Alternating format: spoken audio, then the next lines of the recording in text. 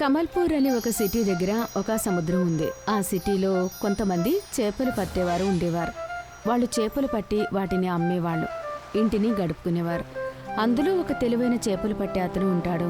అతని పేరు ఓంకార్. తక్కువ ధర ఉన్న చేపలని కూడా అతను ఎక్కువ ధరకు అమ్మేవాడు. అతనికి ఒక మిత్రుడు ఉన్నాడు, ప్రదీప్. అతను చాలా అమాయకుడు, ఇంకా మంచి స్వభావం కలవాడు. జనాలు అతని అమాయకత్వాన్ని అలుసుగా తీసుకునేవారు. ఒకరోజు ప్రదీప్ టీ దుకాణం ముందు నిలబడతాడు. ఏంట్రా నువ్వు ఇంకా ఎన్ని రోజులు ఎలా ఉంటావు? చేపలు పట్టుకోవా? మంచి చేపలు పట్టుకోవాలి అంటే మనం సముద్రం లోపలి దాకా వెళ్లాల్సి ఉంటుంది కదా. కానీ ఆ ప్రదేశాన్ని చేపలు పట్టేవాళ్ళు కబ్జా చేసేశారు మరి. అరే నువ్వెప్పుడు బద్ధకంగా నిరాశగా మాట్లాడతావెందుకురా? ఇవాళ నాతో పాటు రా, మనిద్దరం చేపలు పట్టుకొని ఇంటికి తిరిగి వచ్చేద్దాము. ఇంకా ఇద్దరు మిత్రులు చేపలు పట్టడానికి సముద్రంలోకి వెళ్తారు. పెద్ద పెద్ద అలలు వస్తూ ఉంటాయి. సముద్రంలో తుఫాను వచ్చే సంకేతాలు వస్తుంటాయి. ప్రదీప్ ఇంకా ఓంకార్ సముద్రం మధ్యలోకి వెళ్ళగానే అక్కడ వాళ్ళిద్దరికీ భయంకరమైన ఇద్దరు చేపలు పట్టేవారు కనబడతారు. అరే అక్కడ చూడు, అక్కడ ఒక ఇద్దరు చేపలు పట్టేవాళ్ళు వచ్చారు.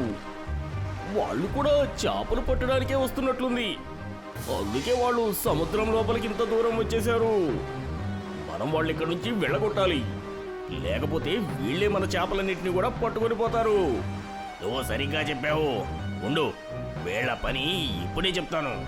ఓంకార్ ఇంకా ప్రదీప్ అద్దరికి ఆ ఇద్దరు చేపలు పట్టేవారు వస్తూ ఉండగానే ఓంకార్కి అర్థమైపోతుంది అక్కడ ఏదో తేడాగా ఉంది అని.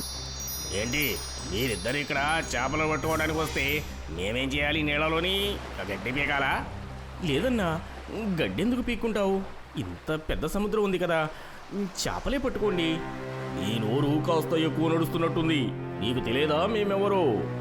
ఇదంతా మా ఏరియా కిందకే వచ్చేస్తుంది. ఓంకార్ ఇక్కడ చాలా తెలివితేటలతో సమాధానం చెప్తాడు.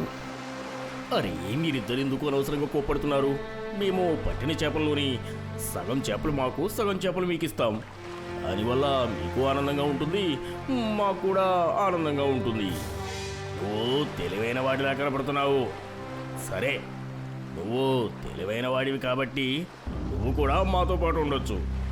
కానీ ఆ అబ్బాయిని ఇక్కడి నుంచి వెళ్ళగొట్టు, లేకపోతే వాడి పడవ ముంచేసి సముద్రంలో వాడు కనపడకుండా చేస్తాం వాడిని. ఆ చేపలు పట్టేవాడి మాటలు విని ఓంకార్ చాలా ఆనందిస్తాడు. వాళ్ళు ఓంకార్కి చేపలు పట్టుకోవడానికి పర్మిషన్ ఇస్తారు. ఇంకా నువ్వు వెళ్ళి ఇక్కడి నుంచి, లేకపోతే వీళ్ళు నన్ను కూడా ఈ సముద్రంలో చేపలు పట్టుకొనివ్వరు. వెళ్ళిపో. ఒకవేళ నేను ఇక్కడ చేపలు పట్టుకోకపోతే నేను చేపలు ఎలా పట్టాలి? నా కుటుంబం ఎలా గడుస్తుంది? వెళ్ళి ఆ ఒడ్డు నిలబడి చేపలు పట్టుకో. వెళ్ళిపో. ప్రదీప్ బాధపడుతూ అక్కడి నుంచి వెళ్ళిపోతాడు. అక్కడి నుంచి వెళ్ళిన తర్వాత ఎంత కష్టపడ్డా అతనికి 4 చేపలు మాత్రమే దొరుకుతాయి. ఆ 4 చేపలు పట్టుకుని అతను బజార్లో అమ్మడానికి వెళ్తాడు.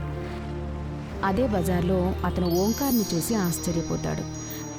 అతను చూస్తాడు, ఓంకార్ దగ్గర చాలా చేపలు ఉంటాయి. నువ్వు ఇన్ని చేపలు పట్టావా? నాకు కేవలం 4 దొరికాయి. ఇంకా వీటితోనే ఇవాళ గడపాలి. అరే నా విషయమే వేరు. నేను నీకులాగా పిచ్చివాడిని అనుకున్నావా? ఆ రోజు ఆ 4 చేపలని అమ్మి ప్రదీప్ ఇంటికి వెళ్ళి పడుకుంటాడు. మరుసటి రోజు ప్రదీప్ మళ్లీ లేచి అతని పడవ పట్టుకుని సముద్రం లోతుకు వెళ్తాడు చేపలు పట్టడానికి. ఆ రోజు సముద్రంలో తుఫాన్ వస్తుంది. ఇంకా జోరుగా వర్షం కురుస్తూ ఉంటుంది. పెద్ద తుఫాన్ ఇంకా వర్షం కారణంగా సముద్రం అంతా ఖాళీగా ఉంటుంది. కానీ అతని కుటుంబాన్ని పోషించుకోవడానికి ప్రదీప్ ప్రమాదాన్ని ఎదుర్కొంటాడు. ఒకవేళ నేను ఇవాళ కూడా చేపలు పట్టుకోకపోతే నాకు చాలా ఇబ్బంది అవుతుంది.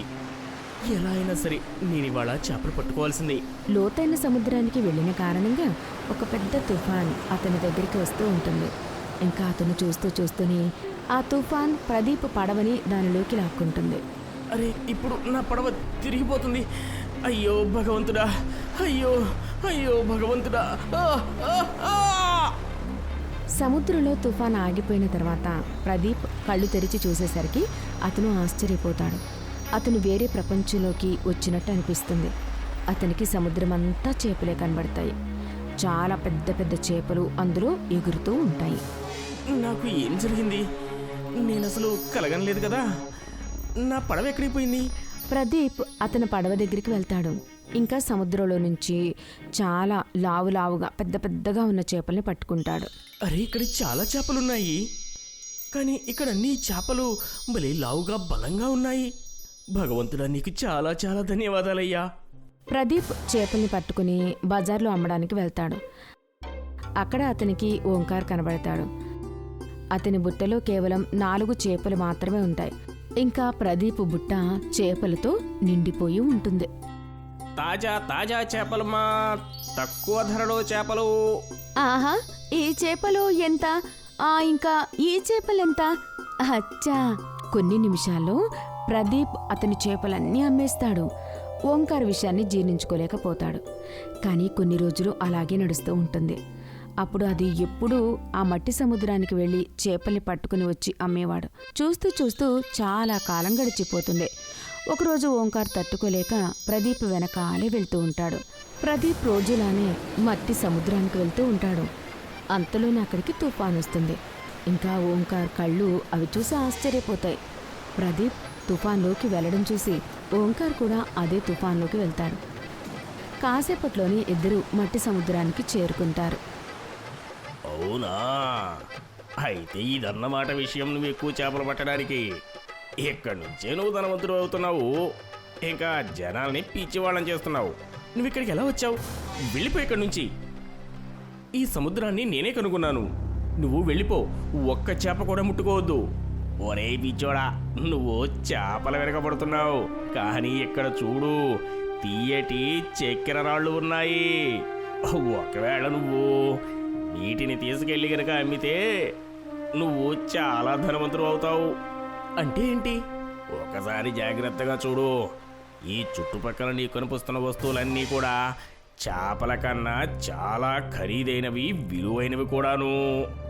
ఒకవేళ నేను వీటన్నిటిని తీసుకెళ్ళి బజార్లో అమ్మితే నేను జీవితాంతం ఏమీ పని చేయాల్సిన అవసరమే ఉండదు. కానీ నువ్వు అత్యాసపడుతున్నావు. చేపల వల్ల మన వ్యాపారం బాగా నడుస్తుంది. అనవసరంగా అత్యాస ఎందుకు? నువ్వు నోరు మోసుకొని నీ పని నువ్వు చూసుకో. ప్రదీప్ మాటలు వినకుండా అక్కడ ఉన్న తేనె తుట్టలన్నీ తీసుకుంటూ ఉంటాడు. అప్పుడే అక్కడికి చాలా తేనెటీగలు వస్తాయి. ఇంకా అతను తేనె ఇంకా తీయటి సముద్రాన్ని దొంగిలించడం చూసి అతన్ని కుడుతూ ఉంటాయి. అరే కాపాడు, అరే కాపాడు, అయ్యో భగవంతుడా, కాపాడండి, కాపాడండి. ప్రదీప్ అదే సమయంలో అక్కడ దాక్కుంటాడు. ఇంకా ఓంకార్ని చూసి నవ్వుతూ ఉంటాడు. తీసుకో, ఇది తీసుకో. నీ అత్యాశకి సరైన సమాధానం ఇప్పుడు దొరికింది కదా. ఇలా తీయటి సముద్రంలోని చేపలు పట్టుకుని వాటిని అమ్మి ప్రదీప్ ధనవంతుడవుతాడు. ఓంకార్కి అతని అత్యాశకి శిక్ష పడింది. ప్రదీప్ ఇంకా అతని కుటుంబం ఆనందంగా ఉన్నారు.